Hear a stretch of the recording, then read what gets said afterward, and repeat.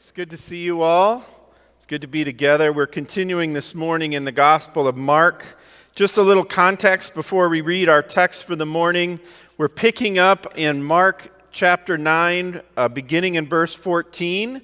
And the verses right before this, Peter, James, and John have been up on the mountain with Jesus, and Jesus had been transfigured in front of them, and we're picking up right after this happens. It reads like this: When they came to the other disciples, they saw a large crowd around them and the teachers of the law arguing with them.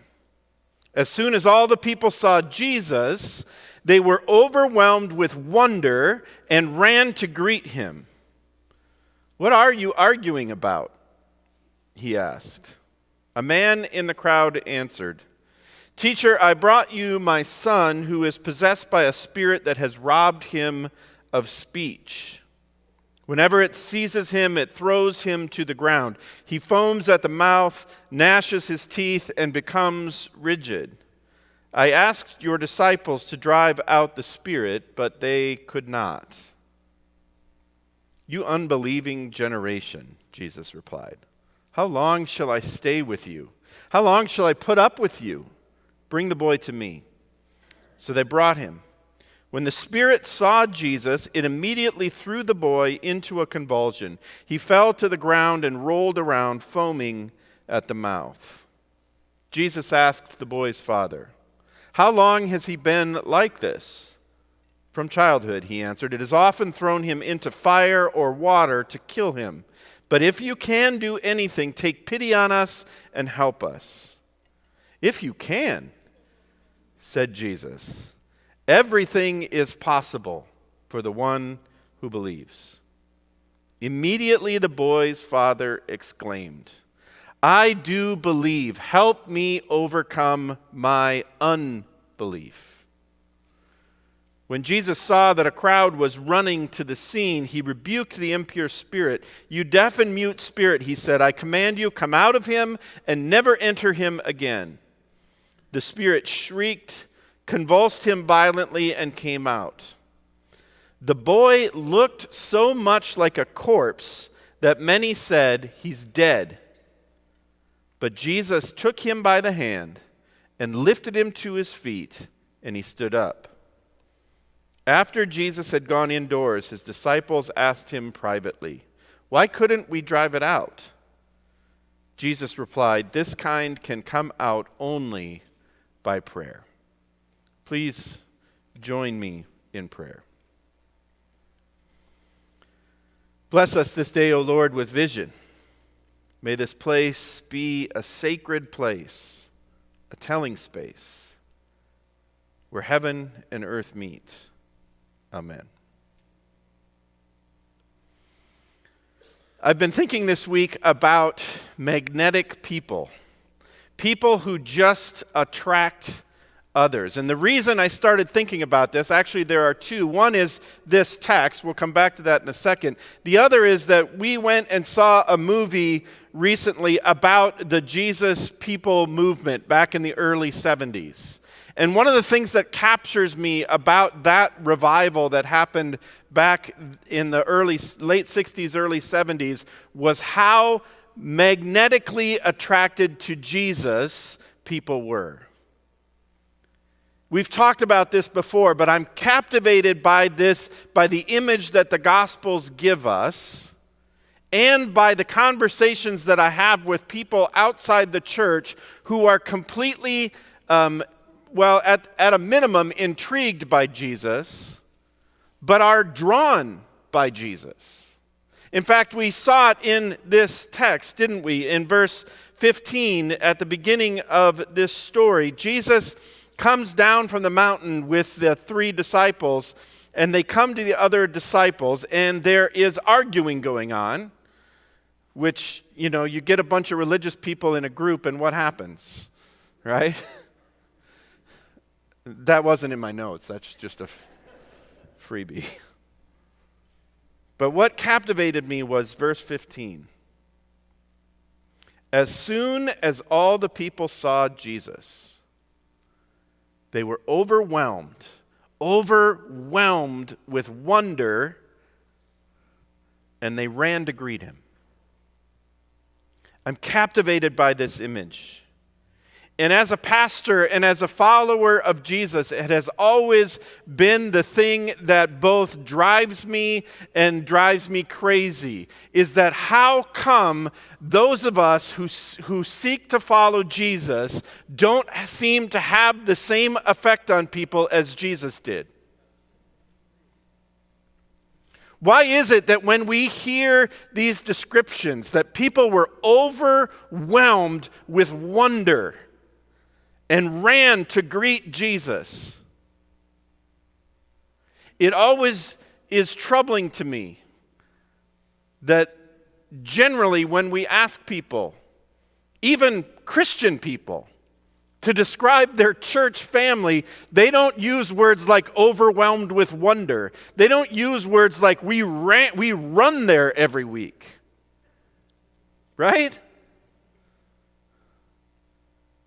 And I wish that we would. I wish that our experience of Jesus was so profound.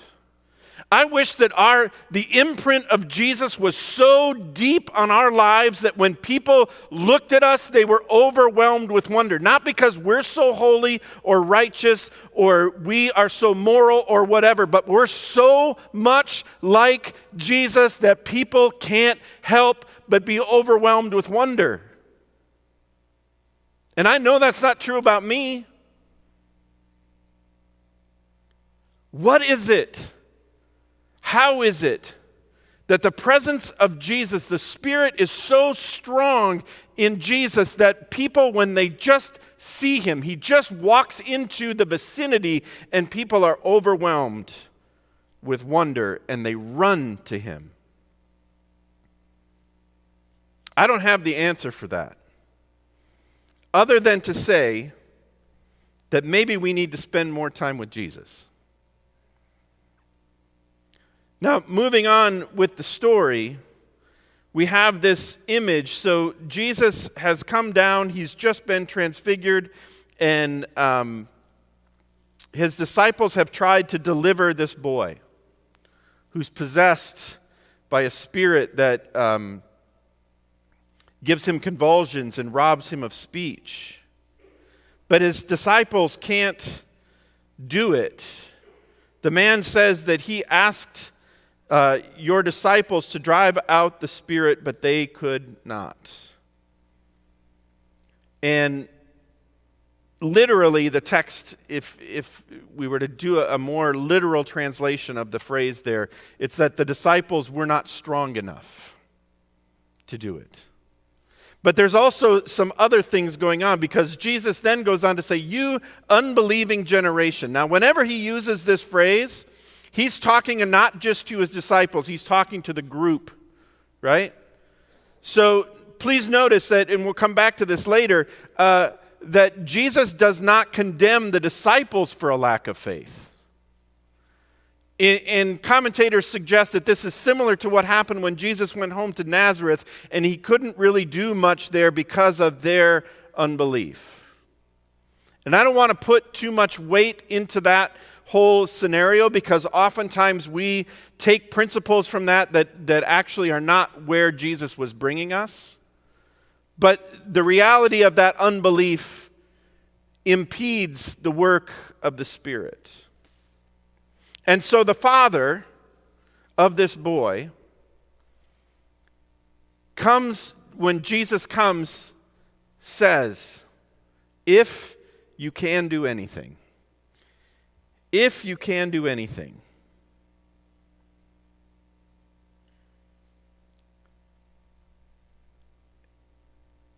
It's easy for us to hear the Father say this and to think, what an unbelieving person. No wonder that the disciples couldn't heal him. He didn't have faith, right? But I wonder if instead we can hear the desperate cry of this father. Remember, this is a father who has brought his son for healing. He's brought his son who has been tormented by this demon his whole life. It's thrown him into fire. It's thrown him into water. This father is desperate, and he's brought his son to Jesus, and Jesus wasn't there, and so his disciples say, oh yeah, we can take care of this. And imagine the disappointment. His last hope.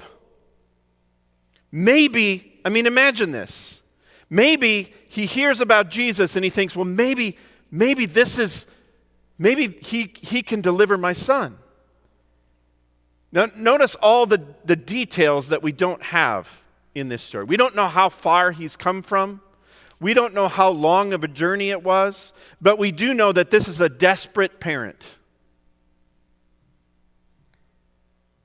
And this desperate parent has traveled and brought this boy to Jesus' disciples, and maybe that was just the last straw.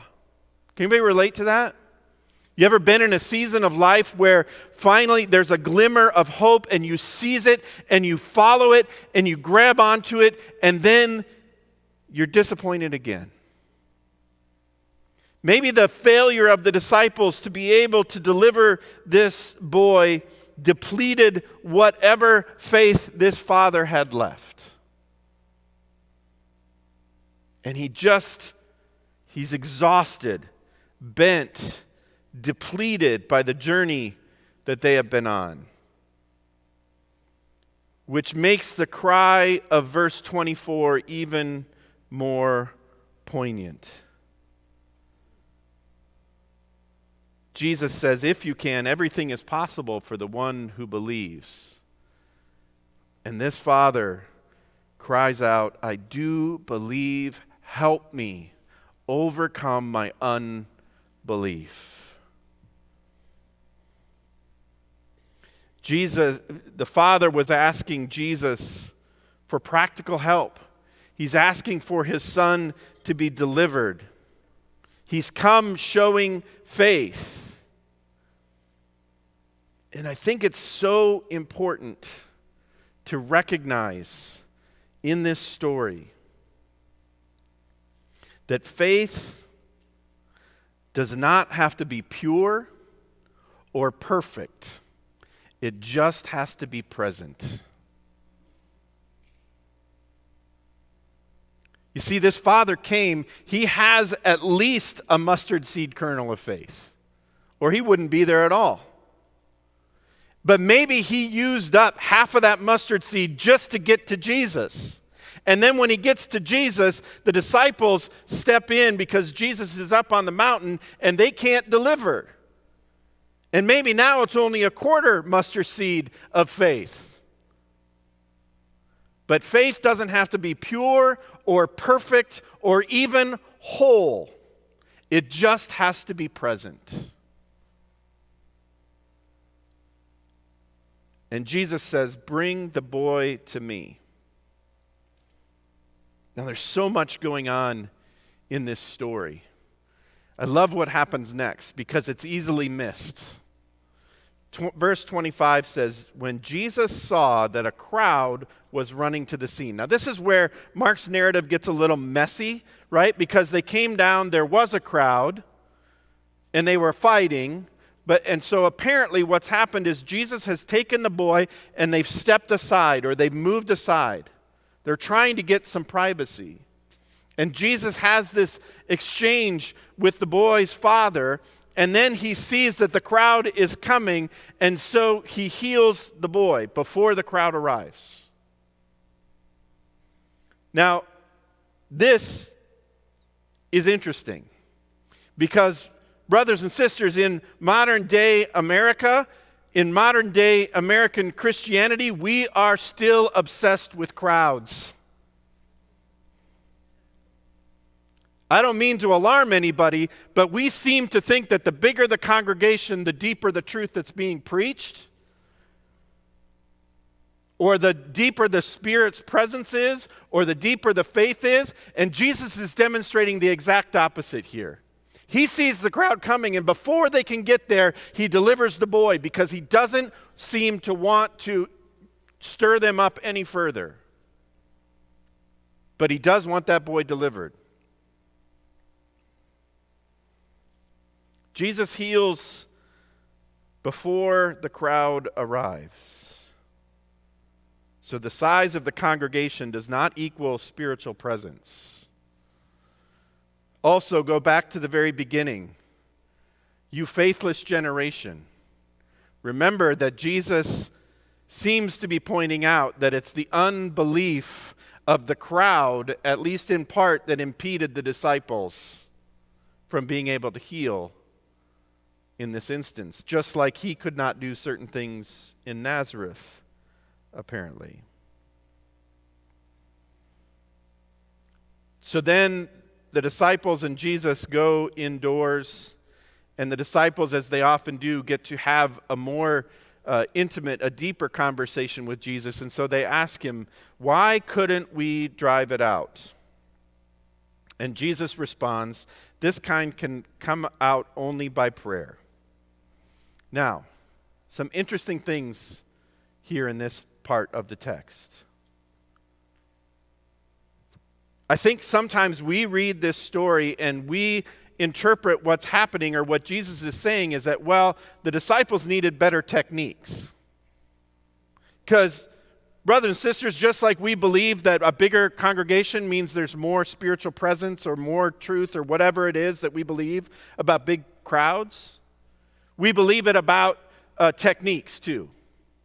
We think that it's the technique that matters instead of the content. Or at least maybe we don't intend to think that, but that's how we behave. The disciples don't need better techniques. What Jesus is talking about is not some technique of prayer. What he's talking about is presence. Because you notice what Jesus didn't do?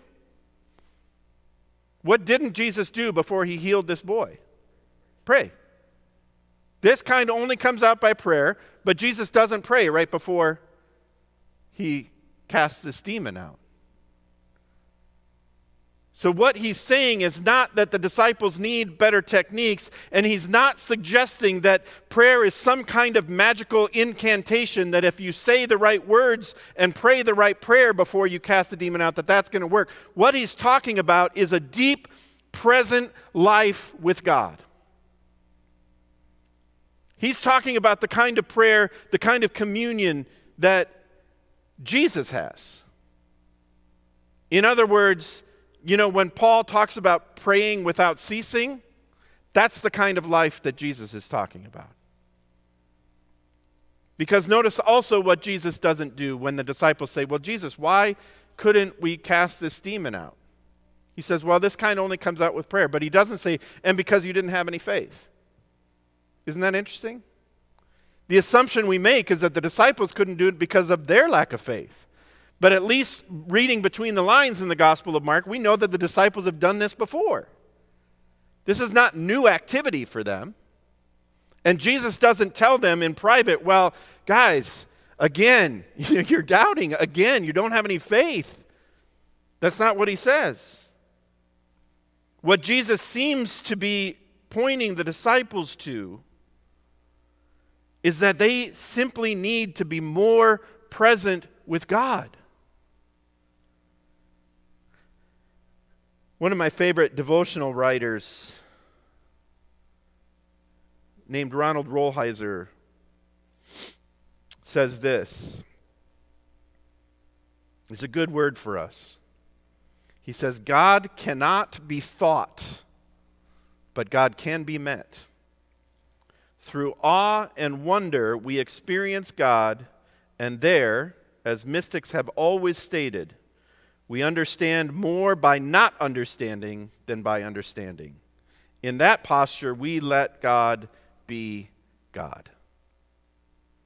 What Jesus is saying to the disciples is that it's through that deep communion with God, that kind of prayer, that gives the power that they needed to deliver this boy. And there's a whole lot about this healing that we don't understand.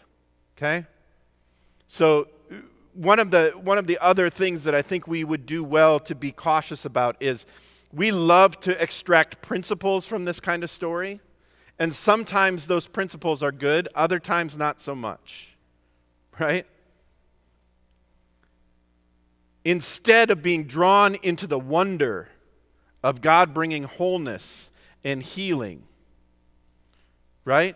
We're right back to that technique. We want to develop a technique instead of recognizing that, no, God's inviting us into the mystery of his presence and of the kingdom's presence.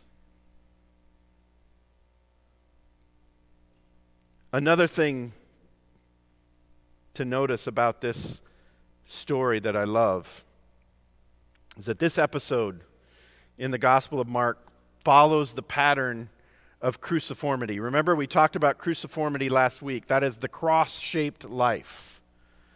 It follows that pattern. And the reality is, brothers and sisters, that we don't particularly like that pattern as Western people. We would prefer that the pattern looks like this. Faith leads to glory, healing, resurrection, wealth, all that stuff, right? Faith directly to wholeness and shalom, and that's where the prosperity gospel comes from. But the way of Jesus is faith, death, and then resurrection. Notice what happens in this story. They take the boy aside. Jesus commands that the demon come out. The demon comes out, but the boy appears dead. And Jesus says in verse 27 it says, "But Jesus took him by the hand, lifted him up to his feet, and he stood up."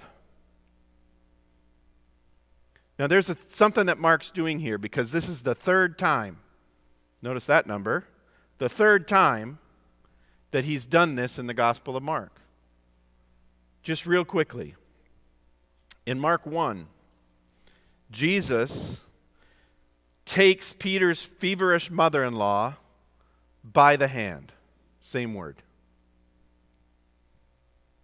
In Mark 5, Jesus takes the corpse of Jairus' daughter by the hand and commands it to arise. Same word. And here, Jesus takes the hand of the corpse-like boy and raises him. Brothers and sisters, the beauty of this passage and the beauty of the work of Jesus is that Jesus offers us his hand. Jesus offers us his hand. But the hard reality is that in order for that hand to be offered, we might need, actually, I don't think we might need, we do need to be dead. If we want to experience the resurrection, the rising, then we have to experience the death. That is life in the pattern of Jesus. He invites us into the life of the kingdom, but the only way into the kingdom is through the cross. In fact, Jesus, in the ancient church, when in the baptismal pattern, Paul says this in Romans, that when we're baptized, we are baptized into Christ's death and brought up in his resurrection. Right? The pattern of the life of Jesus is through the cross. So friends, I don't know where you find yourself this morning. Perhaps like the father of this boy, you are on your last thread and the thread is fraying. But Jesus offers you his hand. There is hope in the midst of seeming death. There is resurrection for those who think that everything is dead. Jesus is present, and he stretches out his hand to you. Will you take it? Amen.